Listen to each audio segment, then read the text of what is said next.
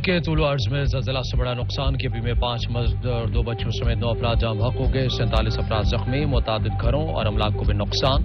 وفاقی دارالحکومت کی متعدد بلند اور بالائی رہائشی اور کمرشل عمارتوں میں دراریں پڑ گئیں۔ زلزلے کی شدت 6.8 تھی۔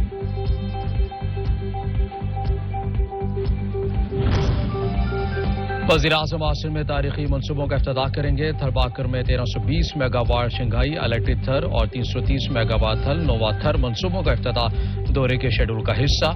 گزشتہ 4 سال میں تعطل کا شکار منصوبے کی تکمیل کو وزیر اعظم کی ہدایت پر اولین ترجیح بنایا گیا۔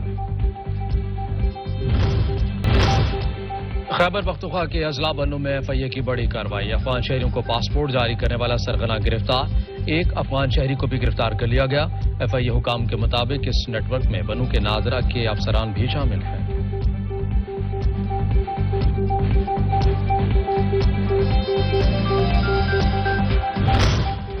شہر قائد میں بادل برس پڑے، شاہراہ Faisal, DHA، Clifton, II Chanderi گڑھ روڈ، راشد منہاس روڈ، جوہر گلشن اقبال سمیت دیگر علاقوں میں تیز بارش سے موسم خوشگوار۔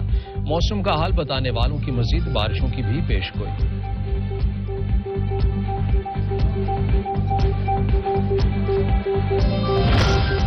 اور پاک فوج عرض پاک کی حفاظت کے ساتھ ساتھ خدمت خلق میں بھی پیش شدید زلزلے کے بعد پاک فوج کی یونٹس امدادی سرگرمیوں کے لیے تیار، آرمی چیف کی تمام متعلقہ یونٹس کو امدادی سرگرمیوں کے لیے تیار رہنے کی ہدایات جاری۔